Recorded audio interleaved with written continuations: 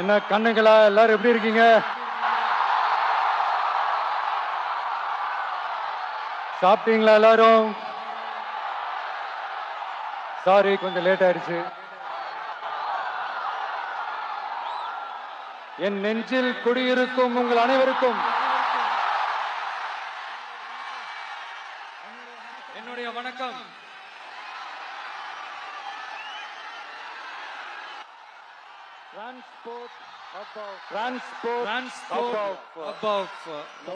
South India, நம்ம நாமக்கல் மாவட்டம். இங்க நீங்க பாத்தீங்கன்னா இந்த லாரி பாடி கட்டுற தொழில இருந்து இன்னும் நிறைய தொழில்கள் செய்யற ஊரும் நம்ம நாமக்கல் ஊர் தான். அது மட்டும் இல்ல, நாமக்கல் மாவட்டத்தோட இந்த முட்டை உலகமும் கூட ரொம்ப ஃபேமஸ்.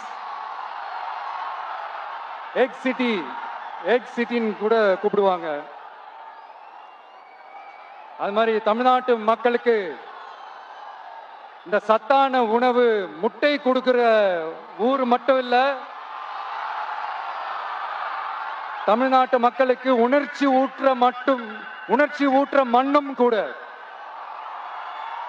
இதை நான் ஏன் சொல்றேன்னா, ரெண்டு வரிகள் சொன்னா உங்களுக்கு ஈஸியா கனெக்ட் ஆகும்.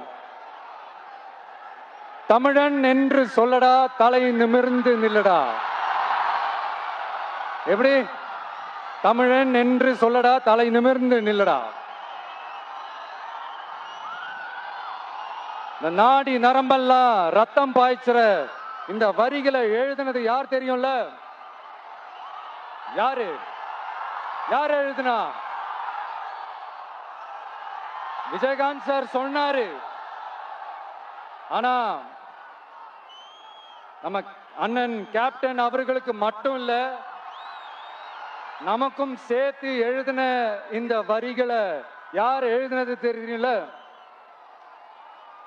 நாமக்கல் மாவட்டத்தை சேர்ந்த மேகனூர்ல பிறந்த நாமக்கல் கவிஞர்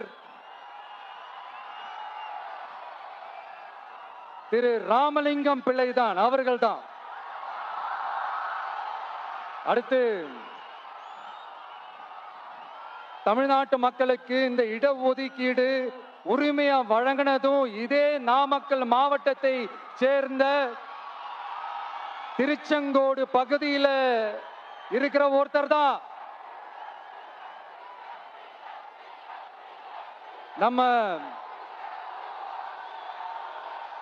சென்னை மாகாணத்தோட முதலமைச்சரா இருந்த சுப்பராயன் அவர்கள்.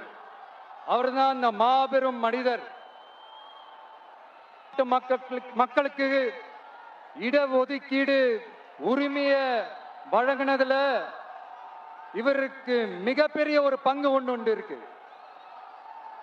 அதுதான் இந்த கம்யூனல் GO 1071 அதை கொண்டு வந்து பட்டியலின மக்களுக்கும் பிற்படுத்தப்பட்ட மக்களுக்கும் இத வழங்கினார். அதனாலதான் அவரு முதலமைச்சரா பதவியேற்றதுக்கு அப்புறம் முதல் தமிழர் அப்படின்ற அந்த பெருமையோட சொன்னது மட்டும் இல்லாம,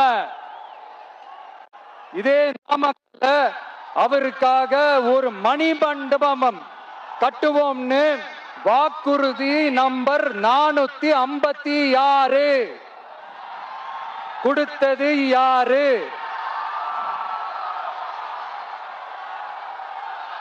சொன்னாங்களே, செஞ்சாங்களா? அதாவது ஒரு படத்துல நம்ம வடிவேல் சார் இந்த எம்டி பாக்கெட் எடுத்து இப்படி காட்டுவார் தெரியுமா? அந்த மாதிரிதான் ஒவ்வொரு வாக்குறுதியும் படிச்சுட்டு அந்த எம்டி பாக்கெட்டை இப்படி நம்ம காட்ட வேண்டியதுதான். இப்ப நம்ம அந்த நாமக்கல் மாவட்டத்துல வாக்குறுதிகளா அது செய்வோம் இது செய்வோம்னு நிறைய சொன்னாங்களே, அதுல ஒரு சின்ன லிஸ்ட் மட்டும் இப்ப நம்ம பார்ப்போம். ஒவ்வொரு ஒன்றியத்திலும் தானிய சேமிப்பு கிடங்குகள் அமைக்கப்படும். இவை உலர் களங்களுடன் கூடிய கொள்முதல் நிலையங்களுடன் இணைக்கப்படும் வாக்குறுதி நம்பர் 50.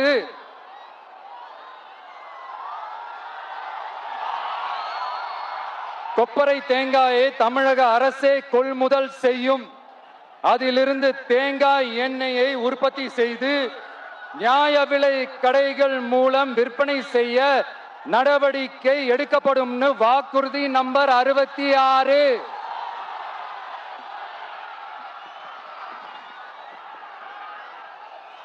நியாய விலை கடைகளில் நாட்டு சர்க்கரை, வெல்லம் ஆகியவற்றை விநியோகம் செய்ய நடவடிக்கை எடுக்கப்படும் வாக்குறுதி நம்பர் 68.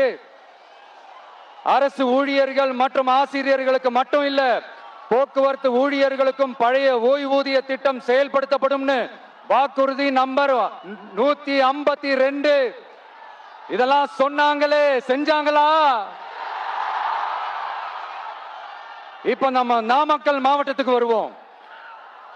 ஒரு நாளைக்கு 5 கோடி முட்டைகள் உற்பத்தி செய்யப்பட்டு உலகம் முழுவதும் ஏற்றுமதி ஆகிற இந்த நாமக்கல் மாவட்டத்தில் அந்த முட்டைகள் வீணாகாம பாதுகாப்பா வைக்க முட்டை சேமிப்பு கிடங்குகள் அமைக்கணும் அந்த கோரிக்கையும், பாக்டீரியா மற்றும் வைரலாஜிக்கல் பரிசோதனையை மேற்கொள்ள ஆராய்ச்சி மையம் அமைக்கணும்ன்ற கோரிக்கையும் பல ஆண்டுகளா இருக்கு. ஆனா அதை இதுவரைக்கும் ஆண்ட கட்சிகளும் சரி, இப்ப ஆளும் கட்சிகளும் சரி, அதை பத்தி கொஞ்சம் கூட யோசிக்கவே இல்லை. அப்புறம் திமுக எம்எல்ஏவுக்கு சொந்தமான ஒரு மருத்துவக் கல்லூரியில் நடைபெற்ற கிட்னி திருட்டு, அதுதான் நாடறிஞ்ச விஷயமாச்சு. அதை நான் திருச்சியிலே பேசியிருந்தேன். ஆனா அதுல நம்ம நாமக்கலை சேர்ந்தவங்க தான் அதிகமா பாதிக்கப்பட்டிருக்கிறதா சொல்றாங்க. அதிலும் குறிப்பா விசைத்தறியில் பணிபுரியும் ஏழை பெண்களை குறிவைத்து அந்த கிட்னி திருட்டு நடந்திருக்குன்னு சொல்றாங்க.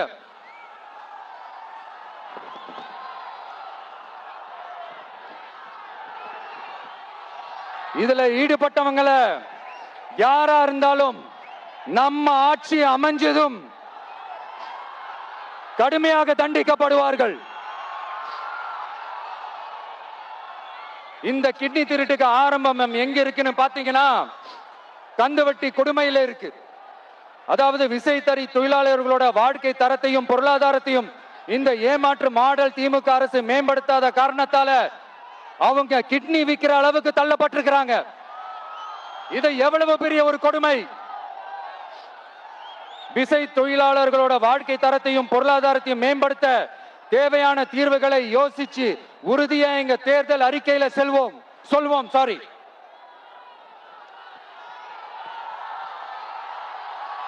நான் இந்த சுற்றுப்பயணத்துல எல்லா ஊருக்கும் போகும்போது ஒரே விஷயத்தை தான் மக்கள் ரிப்பீட்டடா நம்ம கிட்ட சொல்றாங்க. அடிப்படை சாலை வசதி, குடிக்க நல்ல குடிநீர், ஒரு நல்ல மருத்துவ வசதி இல்ல, நல்ல டாக்டர்ஸ் இல்ல, பெண்கள் பாதுகாப்பு. இதத்தான் அவங்க கேட்கிற இந்த அடிப்படை விஷயங்கள். அவங்க பெருசா எதுவுமே கேட்கறது இல்ல. என்னப்பா இந்த விஷயம் எங்க போனாலும் கேள்வியா கேட்கிறாரு. இவர் வந்தா என்ன செய்வாருன்னு கேட்டதுக்கு 2 இடத்துல அதுக்கான விளக்கத்தை ஒண்ணு சொன்னோம். கல்வி, ரேஷன், மருத்துவம், குடிநீர், அடிப்படை சாலை வசதி, மின்சாரம், போக்குவரத்து, பெண்கள் பாதுகாப்பு, சட்டம் ஒழுங்குன்னு இந்த மாதிரி அடிப்படை விஷயங்கள்ல எந்த சமரசமும் இல்லாம கரெக்டா செய்யப்படும்னு சொன்னோம். இதைத்தானே எல்லாரும் சொன்னாங்க. அதே தான் இவரும் சொல்றாரு. இவர் என்ன புதுசா என்ன சொல்லிட்டாரு? புதுசா எதுவுமே சொல்லலையே. ஐயா, அரசியல் மேதைகளே, பெரியவங்களே, ஒரு மனுஷனுக்கு சாப்பிடறதுக்கு நல்ல சோறு, படிக்கிறதுக்கு நல்ல கல்வி, குடிக்கிறதுக்கு நல்ல குடிநீர், அவனை பார்த்துக்கிறதுக்கு நல்ல மருத்துவ வசதி, வேணுங்கிற இடத்துக்கு போயிட்டு வர்றதுக்கு நல்ல போக்குவரத்து, அதுக்கான சாலை வசதி, பாதுகாப்பான ஒரு வாழ்க்கை, இதுதானே ஒரு மனுஷனுக்கு அடிப்படை தேவை. இன்னைக்கும் இது நம்ம எல்லாருக்கும் இது தேவைதானே. அப்புறம் அதை சரியா செய்வோம்னு சொல்றது தானே சரி. அதனாலதான் சொன்னோம், எது நடைக்கு சாத்தியமோ, எது உண்மையோ அதை மட்டும் தான் சொல்லுவோம், அதை மட்டும் தான் செய்வோம். இந்த திமுக மாதிரி பொய்யான வாக்குறுதிகளை எப்பவுமே கொடுக்க மாட்டோம்.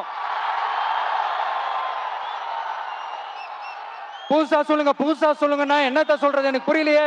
என்னத்த புதுசா சொல்றது?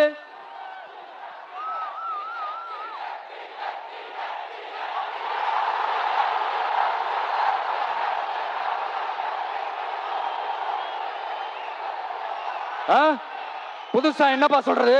செவ்வாய் கிரகத்துல ஐடி கம்பெனி கட்டப்படும்,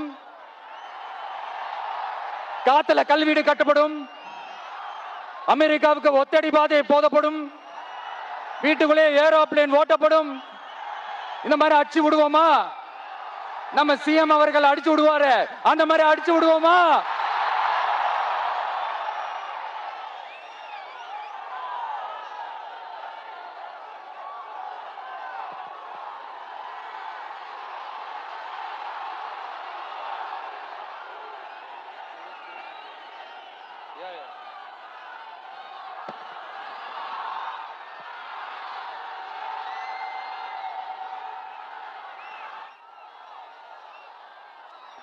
நான் ஏற்கனவே சொன்னதை தான் இங்க நான் திரும்பவும் சொல்றேன். ஒண்ணு, இந்த பாசிச பாஜக அரசோட எப்பவுமே நாங்க ஒத்து போக மாட்டோம். ஒண்ணு. ரெண்டாவது, இந்த திமுக அரசு மாதிரி அண்டர் கிரவுண்ட் டீலிங், மறைமுக உறவுக்காரர்களா இந்த பாஜகவோட எப்பவுமே நாம இருக்க மாட்டோம். ரெண்டு. மூணாவது, மூச்சுக்கு முன்னொரு தடவை அம்மா அம்மா அம்மான்னு சொல்லிக்கிட்டு ஜெயலலிதா மேடம் சொன்ன அந்த விஷயத்தை டோட்டலா மறந்துட்டு ஒரு பொருந்தா கூட்டணியா ஒரு கூட்டணியா ஒண்ணு அமைச்சுக்கிட்டு கேட்டா தமிழ்நாட்டோட நலனுக்காக இந்த பாஜகவோட கூட்டணி வச்சிருக்கோம்னு சொல்லிக்கிறாங்களே, அவங்கள மாதிரியும் நாம இருக்க மாட்டோம். இல்ல, நான் தெரியாம தான் கேக்குறேன். இந்த பாஜக அரசு தமிழ்நாட்டுக்கு என்ன செஞ்சுட்டாங்க? நீட்டை ஒழிச்சிட்டாங்களா? கல்விக்கு தேவையான அந்த நிதியை முழுசா கொடுத்துட்டாங்களா? இல்ல, தமிழ்நாட்டுக்கு தேவையான எல்லா விஷயங்களையும் தான் சரியா செஞ்சிட்டாங்களா? அப்புறம் எதுக்காக இந்த சந்தர்ப்பவாத கூட்டணின்னு நான் கேட்கல.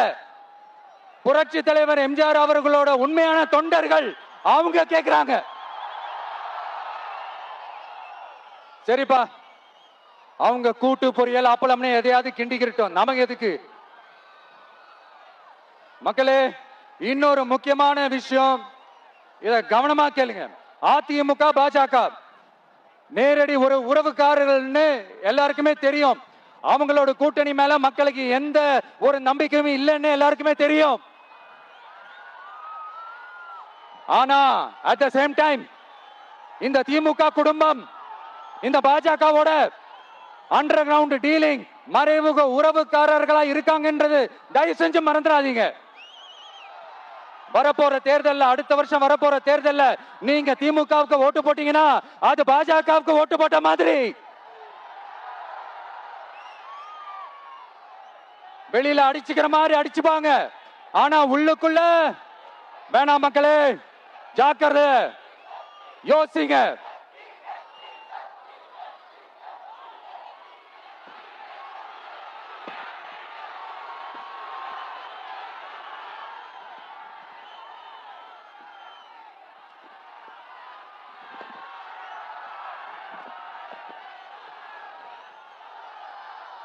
அதனாலதான் மறுபடியும் சொல்றேன், திரும்பவும் சொல்றேன், 2026ல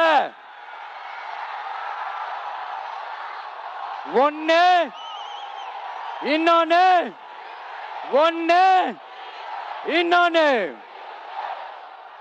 அதாவது ஒண்ணு, மாபெரும் மக்கள் சக்தி கொண்ட எளியோரின் குரலா இருக்கிற களத்துல இருக்கிற டிவிக்கு, இன்னொன்னு கொள்கை என்ற பேர்ல மக்களை ஏமாத்திக்கிட்டு கொள்ளையடிச்சுக்கிட்டு தமிழ்நாட்டை ஏமாத்துற இந்த டிஎம்கே. இந்த ரெண்டு பேருக்கு நடுவுல தான்